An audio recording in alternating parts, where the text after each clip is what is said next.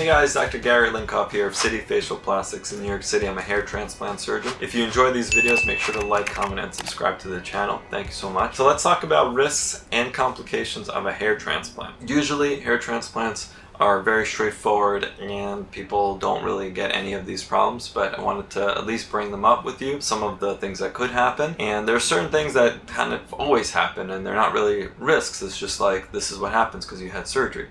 So bleeding, people have bleeding during surgery and that is easy to control. And then people, can have some oozing from the donor area and rarely from the recipient area if we're talking about more scalp-based hair transplants. But usually after the first day, it's very rare to kind of have any more spotting on your pillow or anything like that. So that is rarely a major concern from the standpoint of really having so much bleeding that you have to come back in for anything.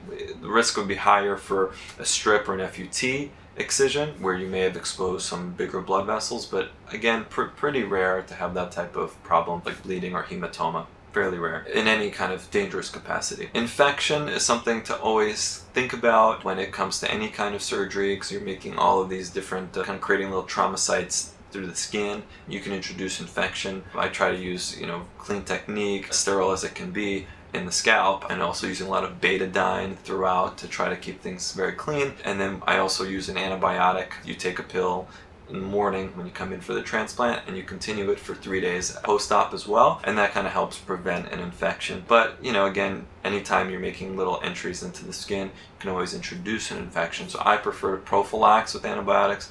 Some people don't, but to each his own. You can potentially get some numbness to different areas of the scalp. So again, anytime you're making these little entries into the skin, there are little nerves throughout the scalp, and so you can create bits of areas of numbness, and that's almost always temporary, but it can take weeks to months to completely resolve. Something else to think about is shock loss. That's basically when you have a lot of your native hairs, not the hairs that were removed, but the other hairs in the area that basically just fall out, and that's from the trauma of the surgery. And you can get that in the donor area very rarely from FUE. Usually it's an FUT phenomenon, if at all. And then in the recipient area, you can also have that potentially happen with the natural existing hairs. So there, again, ways to prevent that would be using PRP during a transplant, which is what I use, platelet-rich plasma, blood extraction, inject the platelets into the scalp during the transplant. That helps to limit the risk of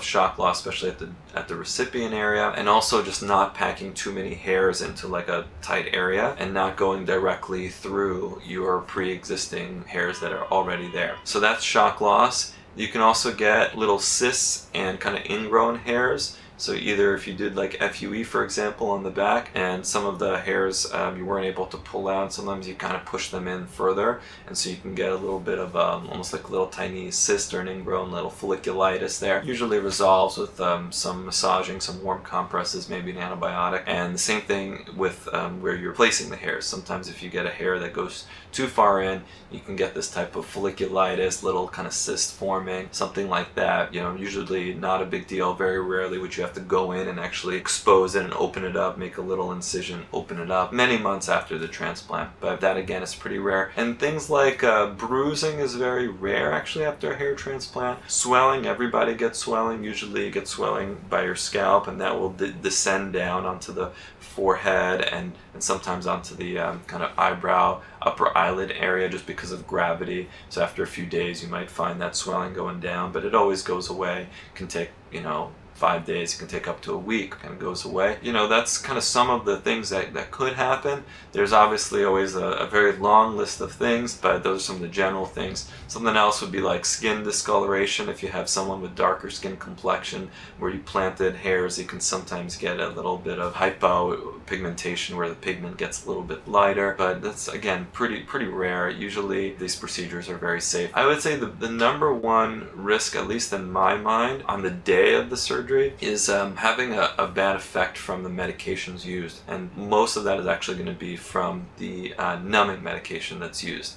So it's very important that your doctor and the team that he or she is working with doesn't exceed the toxicity level of the lidocaine that's usually is what's used to numb up the area for when we're doing the procedure. That could be very dangerous, and if you're going under like general anesthesia or sedation, you want to make sure that the anesthesiologist doesn't overuse the amount of sedation over especially a long period of time. So all of that is in my mind always, when I'm doing the transplant, the number one thing, so I'm always keeping track of how much of the lidocaine we use, making sure we don't exceed those toxic levels. But all in all, the hair transplant procedure is very safe. It's something that can be done in like an office, that sort of procedure room setting, doesn't need an operating room, and can, be safely done that way. So hope you guys enjoyed that video. Hopefully that you found that useful. Once again, please like, comment, and subscribe to the channel for more.